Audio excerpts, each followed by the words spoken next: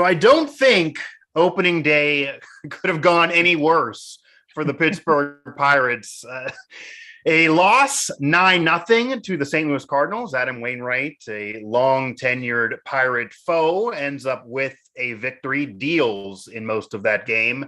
And then Ke'Bryan Hayes, who is the important cog of the season, and what he does is arguably more important than even what the team does. He gets his extension, maybe a team-friendly deal, so that's a plus.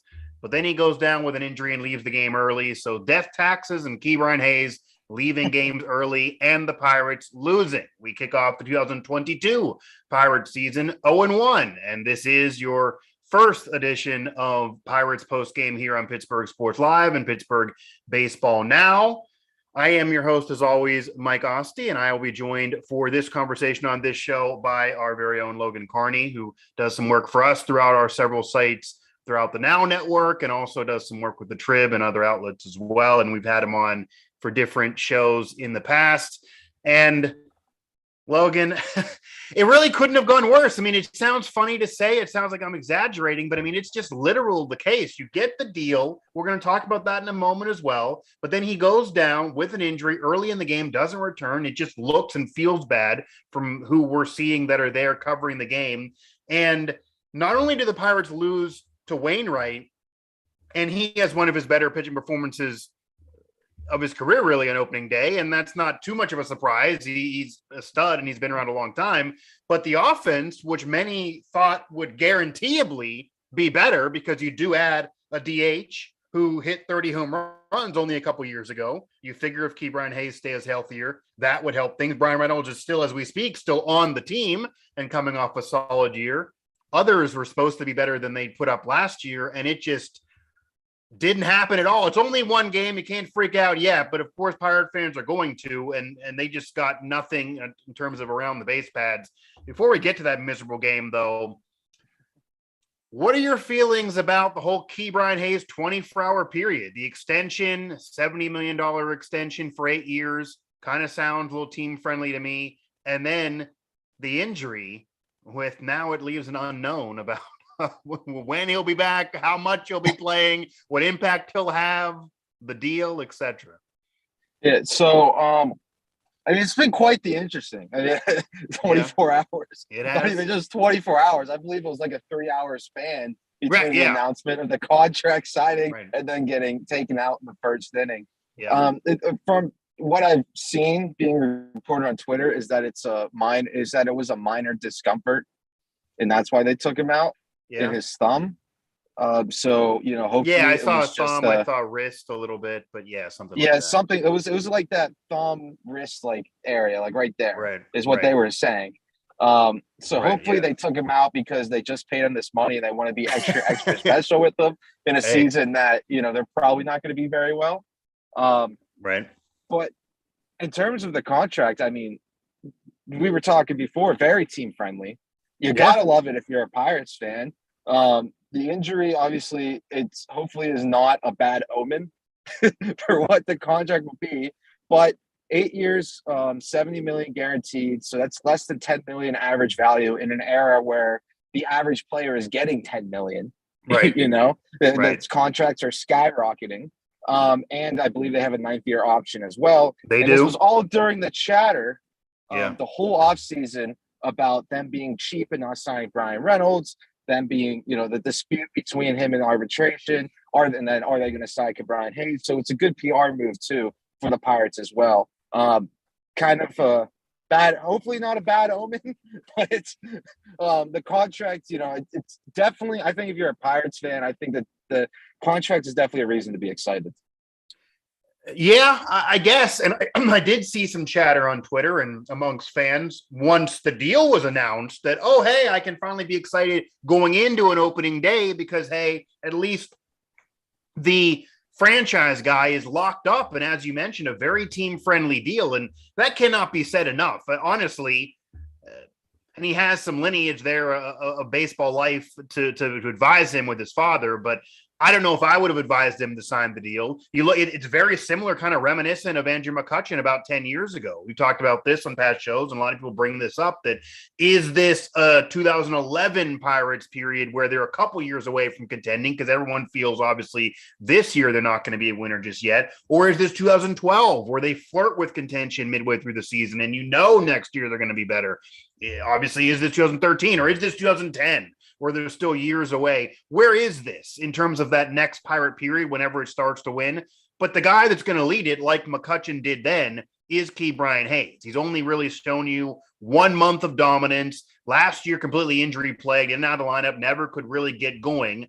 And his slash numbers are great at 25, but still, it's the first time the franchise has given this kind of money to 1 or 2 year service time. That's it. I mean, Jason Kendall was a veteran when he got that kind of money. And you can say what you want about it, but he had been there a while. And McCutchen is another one that he eventually got the money. It took him a little bit longer. But once he got the money and he became an MVP, that was a bargain. I mean, that was an incredible bargain for what he was getting paid for being MVP of the entire league on 3 straight playoff appearances. If Ke'Bryan Hayes lives up to the hype and reaches a top 15 player in the league, like some were saying nationally before last season, maybe two cart before the horse a little bit, then it would be an incredibly team-friendly deal. If he becomes an injury-plagued player that can't play a full season and leaves a game, once a week with an injury, and they're going to be this cautious with, almost as like the Anthony Davis of Major League Baseball, then it's a great deal for him to get some cash, but then the Pirates are wasting it, and then that certainly puts the future of this era in jeopardy. So that's the 3-hour period that I'm sure Pirate fans are going to have a rough time sleeping at night worrying about. Yeah, but I think Patricia, you brought that 1-2 year thing. It's actually very specific record, but it's actually the largest contract given out to any MLB player with in between 1 and 2 years of service time. Now, obviously, Wander Franco got more money last year, and Tatis got more money after his MVP season when he was still really early in. But the Pirates, I think, looking at Hayes, he was a top prospect, but he wasn't Franco, and he's certainly not Tatis. So it's interesting to say. I think he'd still be a good player even if he deals with the injuries problem that it looks like these past 2 years. If he's just a good player, though, they would regret the deal, I'd imagine, even though it's a quote-unquote team-friendly deal. Or did they feel pressure that they had to do this? I don't think they regret it if he's good, because I think it's not it's when you look at the $70 million, it's a big number. Sure. $70 million for a guy that's 24, hasn't played 2 full seasons of MLB ball is a big number. Yeah. That being said, no offense, Logan, but I don't think you and I in our whole careers are going to make that combined or close to it. So I mean, yeah, absolutely. Well, if I think in terms of, like, again, the average, if you look at yearly salary, sure, less than $10 million a year for a guy that would start, presumably be your starting third baseman for those seasons, a good, decent guy. Maybe he makes a couple all-star appearances. Maybe he doesn't, competes for a gold glove. Maybe he doesn't. Maybe he flirts with 20, 30 home runs every now and then. I think that's a pretty good deal, even if he doesn't turn out to be the star that, everybody in Pittsburgh, especially the Pirates, think he will be. Yeah, I mean, because of the money, and you also have to figure this. It's an 8-year extension with the option for a 9th year. We have seen the money across Major League Baseball just skyrocket year after year. There's still not a salary cap. Breaking news, unfortunately, for Pirate fans, there's not going to be one anytime soon. Major League Baseball Player Association doesn't even want one. The owners don't want one. It's likely not coming. So throughout this next decade of the deal, that could end up being almost below a regular player average, certainly for an all-star player average. If you make 3 all-star appearances in that next decade, most Pirate fans obviously would say that if Ke'Bryan Hayes is only a 3-time all-star in the next 10 years, that's likely meaning the team is not getting where they want to be, and that is probably him underachieving to the hype. But financially speaking, that wouldn't be that bad, because $10 million a year, 5 years from now, for a player who is your starter, at least, who is a starting player for you at some position, certainly third base is not a deep one across Major League Baseball. You could have the top third baseman in 5 years from now making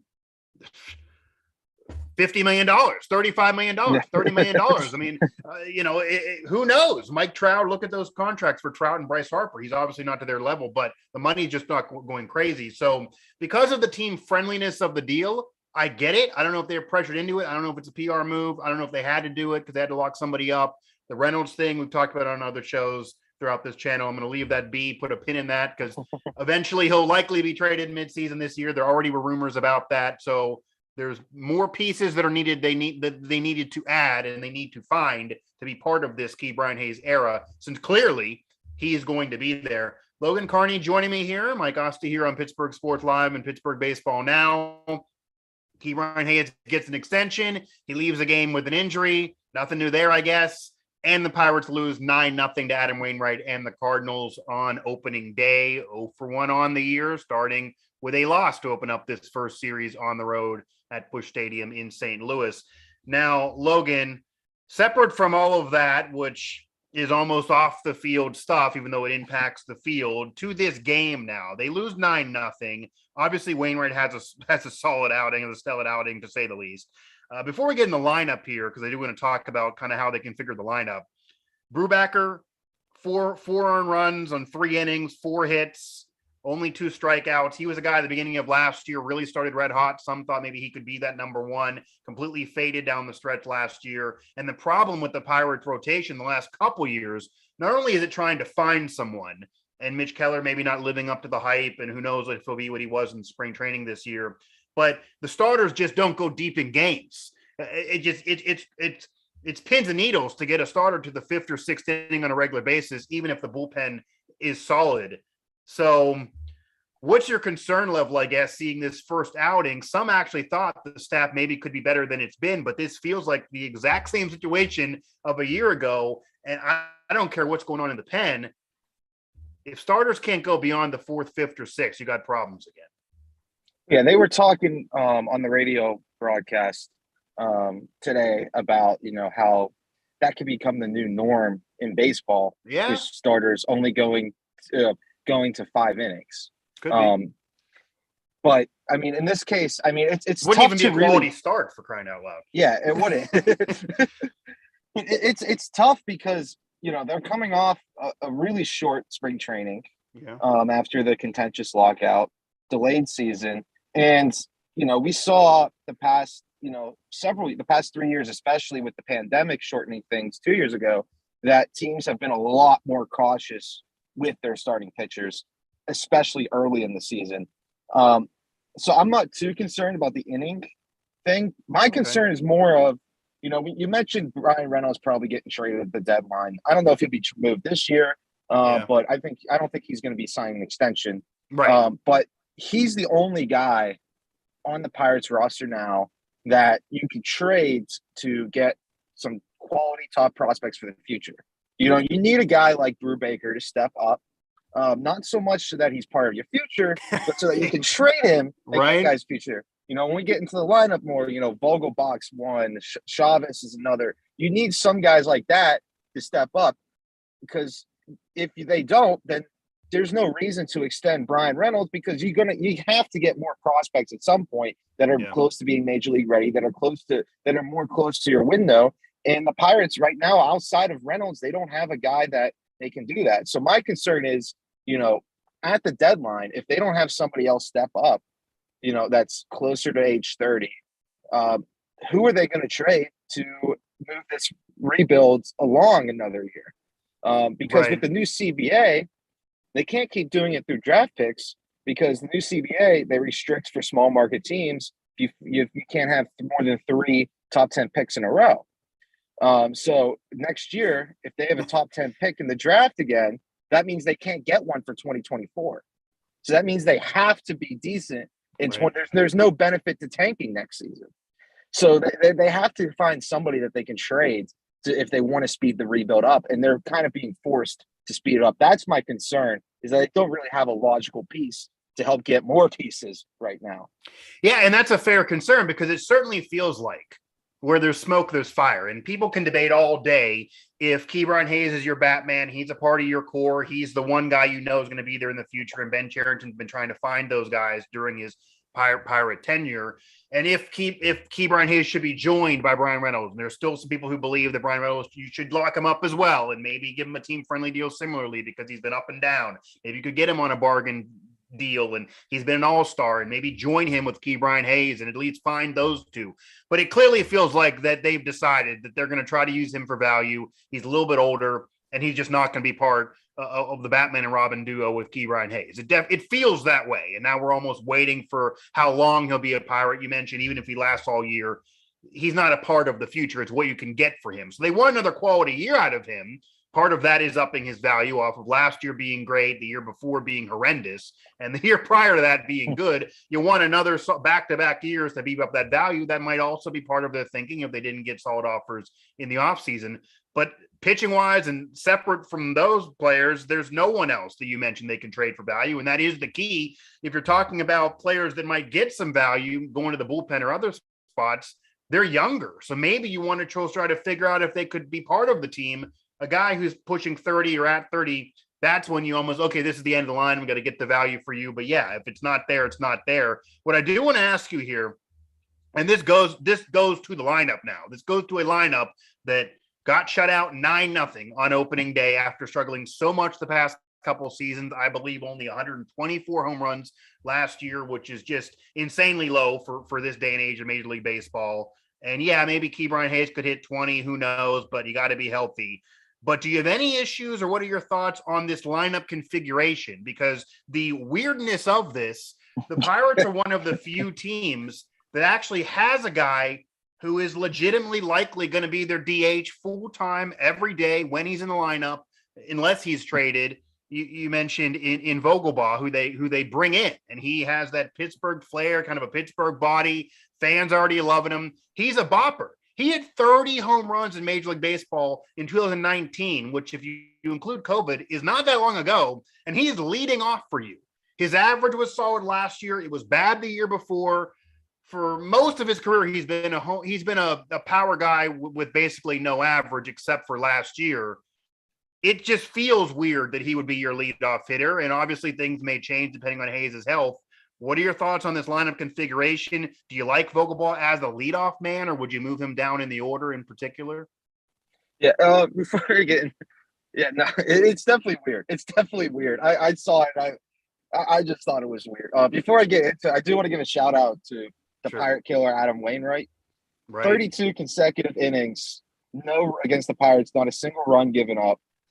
54 innings, his last 54 innings, just 3 runs given up against the Pirates. He's ridiculous. So, yeah, I don't know. I mean, you might as well trot out a weird lineup because it doesn't look against him, because it doesn't look like a normal lineup has been working against him for quite some and we'll time. see what it is on Saturday, I guess, as they get a day off here. But yeah, that's fair. I mean, Adam Wainwright has said this on Twitter. He's one of those rare players that's to be with the same franchise for basically 20 years, including all those years that he was hurt, and just continuously be that steady force. I don't know if he's ever going to put up enough to get to the Hall of Fame. He still kind of needs a little bit more. But boy, if there's a Lord of Hall of Very Good, it might end up being his resume.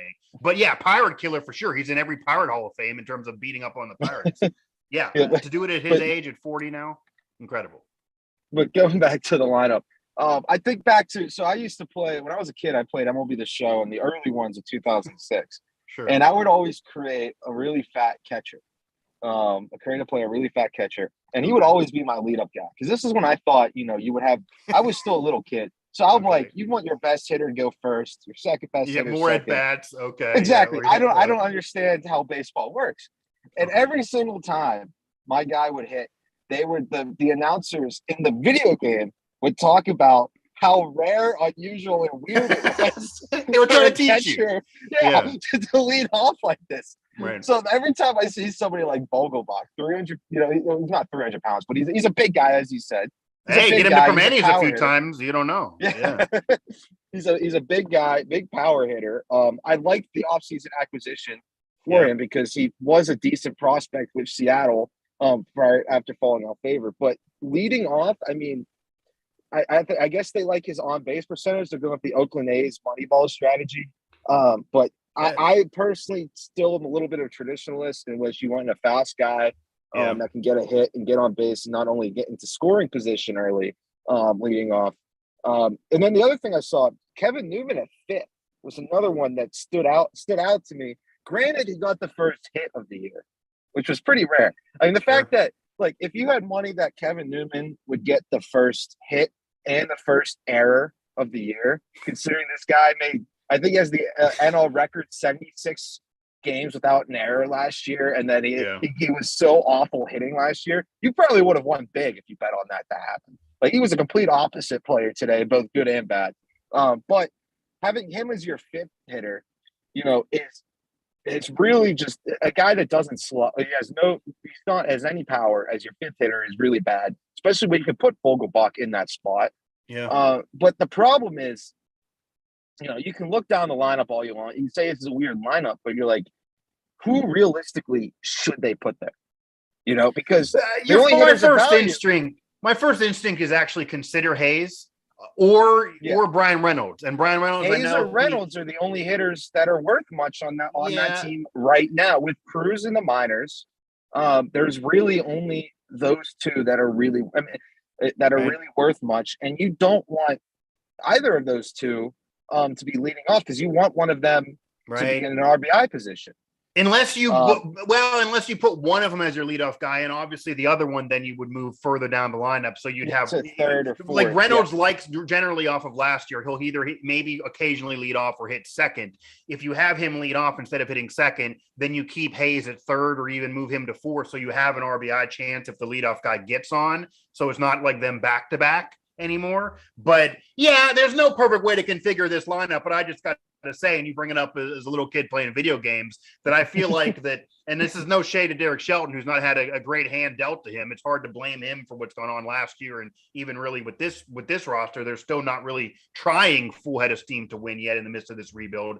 But I feel like we could have put this lineup together. I really do. And I think if I did, despite not being a Major League Baseball manager, people would have been like, what are you doing, Mike? So I feel like playing a video game a little bit, you would think that this is weird. And maybe I'm the traditionalist too, but having a 270-pound, 6-foot man who looks even a little chunkier than that, leading off, like, he's not going to beat out anything for you. He's not going to beat out a throw. He's going to basically have to crush it to get on. It just feels weird. And maybe you want that as your RBI guy. Maybe he could be an RBI guy. Again, he hit 30 home runs in Major League Baseball a few years ago, and that's the most games he's played. So in a single year. So maybe you have him in more of a 4 or 5 spot, or even in the fourth cleanup, and think, okay, in that ballpark, maybe he can hit 15, 20, 25 if we can get guys on in front of him. Who knows? That just stood out to me, and who knows if it's going to continue. But Vogelbach is a leadoff hitter. I might have put a lot of money that anybody but him would have been leading off the game, certainly to start opening day. That might be a trivia question for the future somewhere. What was the weight of the Pirates leadoff hitter in 2022? 270. The only logic behind it is going with the analytical he gets on base, because I believe he had. They said on the broadcast it was around the. I mean, I don't have my computer in front of me. Obviously, I'm in my station wagon. Live from the station, Pittsburgh live from the station wagon. Yeah, Pittsburgh Sports live from everywhere. We go live from everywhere, right? But I believe they said he had. I believe it was. He said 363 was his on base percentage last year, which is very good. Very good. That's the thinking. That is the thinking. Yeah, that's the thinking. So that makes sense. But again, don't you want your leadoff hitter to be also to not just get on base, but be able to get into scoring position?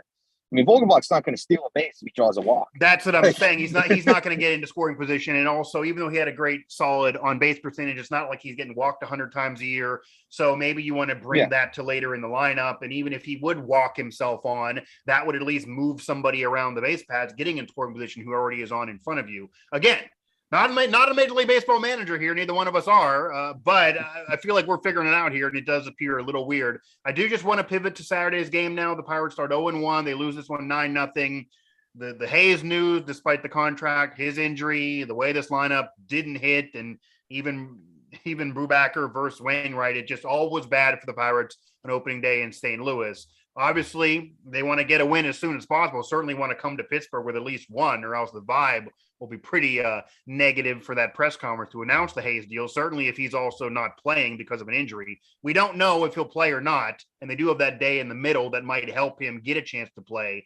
But in particular to someone that it does look like is going to be out there, that's Mitch Keller, who is slated to start. Had a really solid spring after basically deer in headlights the last year or so, and it felt like the hype was never going to come to fruition. He's maybe the most polarizing Pirate on the current roster. What do you want to see? Not what do you expect to see, because we just don't know from spring to now, but what do you need to see from Mitch Keller in this first start to maybe have a season where he's less polarizing and to feel comfortable he can actually forget an ace, be a quality starter for you that could be a part of the future of this franchise, because this is a make it or break it year for Mitch Keller, it feels like. Yeah, it's a make it or break it year for several players. Right. I mean, this is the year. This is the last year. We mentioned the draft pick thing. But that's not even including people's patience are starting to get thin. Yeah, understandably. This is the last year that Pirate fans, I think, reasonably can deal with 100 loss, a really, really bad team. Yeah. If that's what I'm saying. Because the way to focus on what this year is about, it's about seeing, it's about seeing individual improvements. It's about seeing Brian Hayes return to the rookie he was, stay healthy. It's about seeing Brian Reynolds, either play himself into an extension or a really good trade return. It's about seeing, Anil Cruz come up and not like past Pirates rookies struggle and look like, a deer in headlights out in the majors, but actually play like what other teams' rookies seem to do and come up and just take the world by storm. It's and one of the most important things you mentioned, one of the most polarizing guys is Mitch Keller. To see in this season, he needs to be decent. He needs to show you his improvement. As for Saturday, as for specifically what he can do Saturday, I think the most important thing to do is to continue that high velocity that really seemed like it came out of nowhere in the spring. He was hitting 98, 99, 100 miles an hour consistently. I think if you want to look at a game-by-game basis, to see him come out in the spring and be able to throw that fast and see how long he can throw that fast. I mean, if he's reaching the 5th, 6th, 7th inning and he's still nearing triple digits in his velocity, I think that would be a great sign to come, regardless of, how his start actually goes. That's what he needs to do is individually is to see, just how far can his arm be stretched out with the high velocity that just seems to come out of nowhere. As for the season, he's one of those players that it's a big year for him. It's either, this is the year he proves, is he going to be a part of the team's future, or is he officially going to be labeled as a bust? And it's the make or break year for him. And it's really important to see guys like him show that individual performance more so than whether the team wins or loses, just to see that growth in guys like that. Yeah, and people don't want to hear this, but next year wouldn't be the case. Next year, they certainly got to win more games. You mentioned there's no reason to lose then. You don't benefit from it. It's just going to be embarrassing and actually put your franchise further back. But the progression of individuals is more important than the win total this year. You want to see a little bit of a bump. If they could flirt with 70 wins, I think that would show something in life of the Pirates rebuild. Certainly if they get over it, I don't think anyone's predicting any more than that, even the most optimistic Pirate person. But yeah, it's the individuals. That's why Brian Hayes going down is way worse than losing 9-0. You can expect to have Wainwright deal against you. He's done it before. You read the numbers. He's been great for a long time, certainly against Pittsburgh. But to have Hayes go down really early in the game, too, you didn't even get to see that many at-bats from Hayes. That's really deflating because he needs to show something this year, and Mitch Keller as well. So I honestly think with Mitch Keller, you mentioned the velocity. I don't know if I need him to be anything close to the Randy Johnson that he was in the spring, for crying out loud, but he almost needs to give you a confidence vibe. Forget even the record or the numbers. Last year, he looked like he had no confidence in himself on the mound. It looked like sometimes he was out there and just knew, oh man, this isn't going to go well. Once it went poorly for an inning or so, it just really unraveled. He just needs to show some vibe of not being deer in headlights out there, that he can be even maybe a number 3 starter for you, something that might be lower than the hype. But if he does that, I think it would quiet some of the storm of him being so polarizing. So yeah, and him being right now, it looks like the number 2 guy in this rotation. There's going to be pressure on him to do that, and he's following up nothing really from Brubaker, nothing from the offense, a 9-0 loss. I guess the ceilings only can go up for the Pirates team here after the Hayes news too. So maybe there's low pressure there, but there's individual pressure certainly on Mitch Keller. And it might honestly rank Brian Hayes, despite the money in terms of individual pressure. Number 2 might actually be Mitch Keller, because at least Brian Reynolds has 2 all-star quality seasons in the last 3 years to point to for value or himself. Mitch Keller doesn't have much to say outside of maybe a month and a half, and then it just went totally downhill. And I did learn something, too, as we round out this opening day postgame show, that I am going to keep the chat open. I will throw this to the fans. I'm going to keep the chat open for these shows. I normally do go to fans on these postgame shows. I would like to keep the chat open, and I get it was a horrendous day for the Pirates, but we got a parental advisory up for a reason here, and I just couldn't go to any of you because it was just a mess. It was a dumpster fire in the chat, as you can imagine, Logan. So I appreciate the time. I'll let you get back to your business.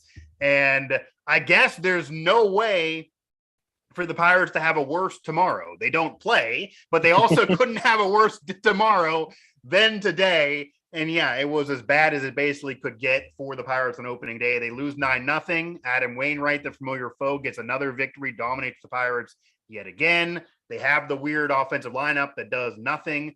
Brian Hayes gets the money, a team-friendly deal, but then goes down with an injury to just poke that happiness that you may have had. just take it right away.